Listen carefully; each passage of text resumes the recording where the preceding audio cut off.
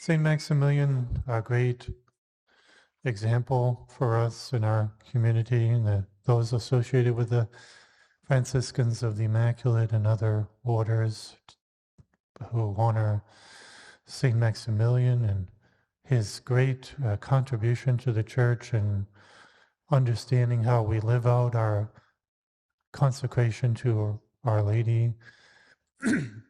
I don't think there's a better example of somebody who embodied, who personified consecration to Our Lady, lived it out to the fullest, reasonably speaking, to the fullest he could, and had the stamp of God's approval by the heroic death that he underwent and how it was sort of arranged by, looks like it was arranged by God, how this prisoner escaped from the concentration camp, and then men are assembled to have 10 men chosen as punishment to be starved to death, and a man crying out that he had a family, didn't want to die, he had a wife and kids, and he is inspired to take his place and offers himself willingly,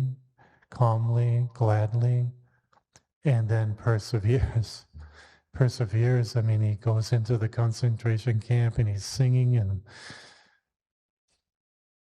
and preparing for that ultimate beautiful moment of death where he will meet Jesus and Our Lady at the gates,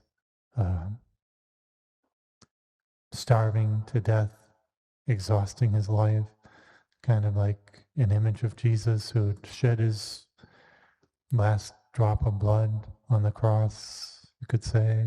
We do have the blood and water coming out after the death of Jesus, but really there we see the really shedding all of his blood for us. And St. Maximilian, as the guard said as they were going in scornfully, you're going to go in there and you're going to dry up like tulips. And they did.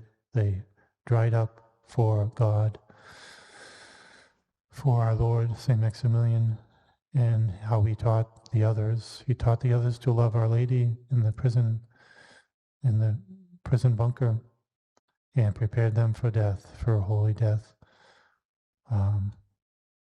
Just really confirming our consecration, the importance of our consecration to Our Lady, the benefit of consecration to Our Lady, the benefit of living our lives with Our Lady, for God, for Jesus.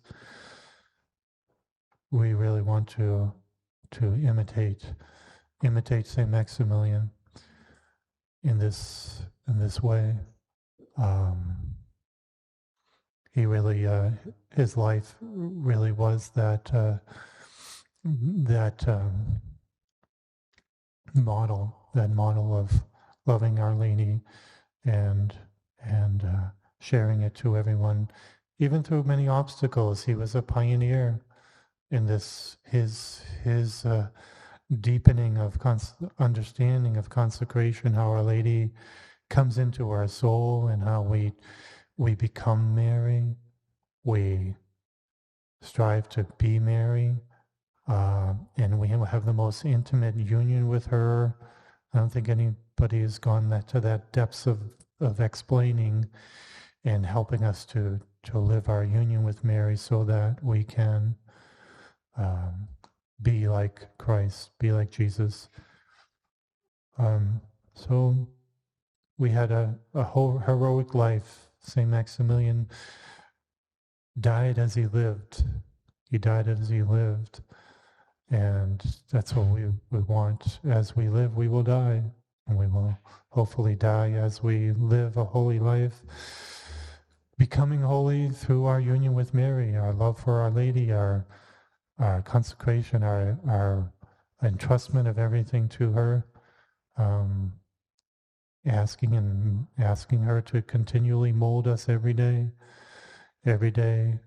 mold us in her likeness, in the likeness of Jesus. he lived a Eucharistic life very much too, very, very devoted to the Eucharist, and had the friars doing perpetual adoration around the clock. He had so many friars that he could do that 2 at a time, perhaps, or more per hour. So we have a Eucharistic and Marian life of Saint Maximilian, heroic, zealous, full of zeal to spread the faith. He'd be on the trains, philosophizing with people, trying to lead them to the faith.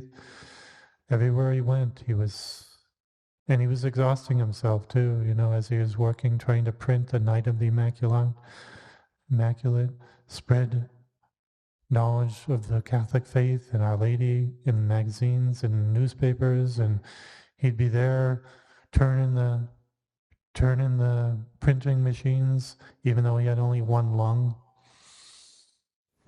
really setting that example to his brothers, and really just living for Jesus, living for Our Lady, expending himself for them as he wanted and as he was led and called to. So we thank Saint Maximilian for all he did for his brothers and sisters, ultimately that offering his life for that other Polish man, and asking for his spirit, as Elisha asked the spirit from Elijah. We want the spirit of Saint Maximilian to come upon us to help us to live out our consecration faithfully and to persevere until our death as he did.